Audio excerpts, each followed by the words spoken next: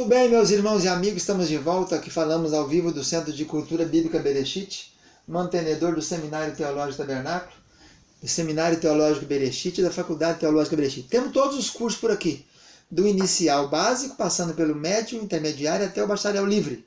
E depois ainda temos como fazer também o curso superior do MEC. Hoje nós aqui em Lajinha somos polo da Faculdade de Ciência e Teologia do Norte do Brasil, FACETEM. Pode consultar lá na plataforma EMEC, que você vai achar lá Lajinha, o nosso Centro de Cultura Bíblica Bereshit, como um polo. E nós temos também, além do curso de Teologia Superior, temos também o curso de Pedagogia Superior. E outros cursos livres, temos Diaconia, temos Liturgia, Gematria, Xirologia, que estuda só sobre cantares, e mestrado e doutorado também na área de Xirologia, que é o estudo de cantares. Estamos ministrando aula hoje aqui sobre pneumatologia. Essa é a terceira aula de pneumatologia. Na primeira falamos sobre os conceitos, a importância do estudo do Espírito Santo, falamos sobre a divindade e a personalidade do Espírito Santo. Na segunda começamos a falar sobre a atuação do Espírito Santo no Velho Testamento. Falamos de Gênesis até Salmos. Agora vamos concluir a atuação do Espírito Santo no Velho Testamento, falando dos profetas maiores e menores e avançando um pouco mais. O Espírito Santo. Então, pneumatologia, ciência que estuda a obra do Espírito Santo. O Espírito Santo é Deus, é uma pessoa da Trindade, né? Tem uma obra muito grande a fazer. E aí, dando uma palhinha aí sobre aquela pomba de Noé, quando ele solta a pomba, logo após o dilúvio, aquele ali tem um simbolismo interessante com a atuação do Espírito Santo aqui na Terra. Que a primeira vez que soltou a pomba, ela foi e voltou, não achou lugar de pousar. Então seria a atuação do Espírito Santo no Velho Testamento. Ele atuava esporadicamente, possuía as pessoas, fazia a obra e saía. Não ficava na pessoa. Segunda vez, Noé solta a pomba, ela vai e traz um raminho de oliveira no bico e volta. Então seria já a atuação dele no Novo Testamento. O Pentecoste, né? O ramo de oliveira, mostrando o oliveira é o azeite. O derramamento do azeite na festa de Pentecoste, 50 dias após o primeiro sábado da Páscoa. E a última vez ele solta a pomba, ela não volta mais. Então a atuação do Espírito Santo é quando, após o arrebatamento da igreja, não vai voltar mais aqui. Ele não vem mais nessa terra. Então é a terceira e última fase. Continuando então a nossa explicação sobre a atuação do Espírito Santo no Velho Testamento, vamos começar pelos profetas maiores, começando por Isaías, né? Isaías tem algumas ocorrências do Espírito Santo, mas o profeta que mais tem a ocorrência do Espírito Santo é Ezequiel. Esse é o que mais tem. Isaías fala no capítulo 11 sobre o Espírito do Senhor, de Yahvé no caso, que ele falando sobre aqueles 7 espíritos ali apresentados, conhecimento, sabedoria, de temor, ele fala então do Espírito do Senhor, né, que vai descer sobre ele. No capítulo 40 ele fala sobre que o Espírito Santo, essa é uma das ocorrências do Espírito Santo, Isaías 40, 13, ele vai guiar, o Espírito Santo vai guiar. No 44, 3, derramar o Espírito Santo. Uma coisa a observar também é que o verbo derramar está sempre ligado com o Espírito Santo. O Espírito Santo tem a ver com azeite mesmo, tem a ver com oliveira, né? Que esse verbo derramar está sempre em conexão com ele. E aqui no Ezequiel nós vamos encontrar muito o verbo levantar, colocar de pé. Mas derramar é o que mais tem, no Velho Testamento e no Novo também. O Espírito Santo, o verbo peculiar dele é o verbo derramar, derramamento.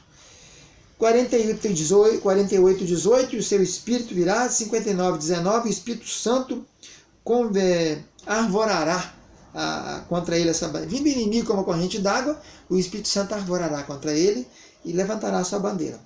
63, 10, fala também do Espírito Santo e o Espírito de Yahvé. Então, a primeira vez que a gente encontra o Espírito Santo no Velho Testamento é aqui nesse livro de Isaías. Ezequiel agora apresenta aquelas visões maravilhosas dele, né, dos serafins, aquelas rodas no meio de roda, capítulo 1, capítulo 10, movimentando, o Espírito estava no meio das rodas e se movia e tal. Então tem muito aqui Espírito. No capítulo 1, versículo 12, tem uma vez, no capítulo 1, versículo 20, aparece 3 vezes. Capítulo 1, 21, fala também sobre isso.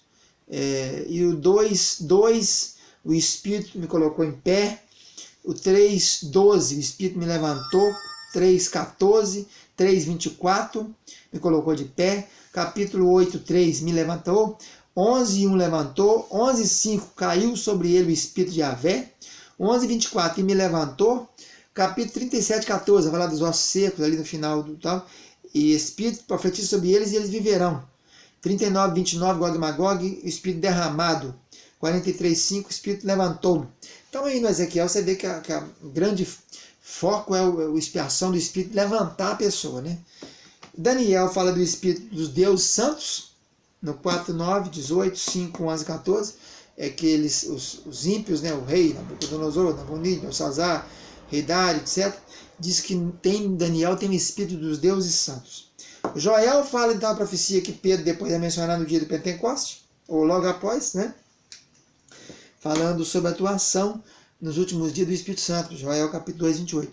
Acontecerá nos últimos dias que derramarei do meu Espírito Santo sobre vossos filhos e vossas filhas profetizarão, vossos velhos sonharão, e vossos jovens terão visões. Então lá até então só falava de Espírito Santo para quando havia a manifestação dele, geralmente acontecia o profetizar. Agora aqui Joel já dá uma abertura maior. Com a atuação do Espírito Santo, os filhos e filhas profetizarão. Continua com a profecia, né? Os velhos terão sonhos e os jovens terão visões. Então abriu o leque das manifestações do Espírito Santo. No 2,29 diz que foi derramado do Espírito Santo até sobre os servos e servas. Aí Miqueias fala um pouquinho também sobre o Espírito de Yahvé, no 2 e no 3. E também tem uma coisa que é interessante. Além do verbo derramar, tem o verbo encher.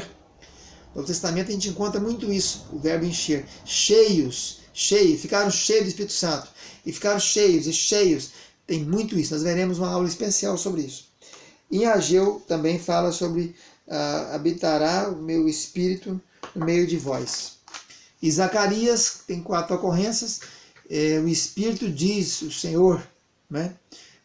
Capítulo 6, o Espírito é para a terra do norte, capítulo 7, 12, o Espírito na terra do norte, capítulo 12, 10, derramará o Espírito de graça. Então derramar, ficar cheio, levantar, são atuações do Espírito Santo no Velho Testamento.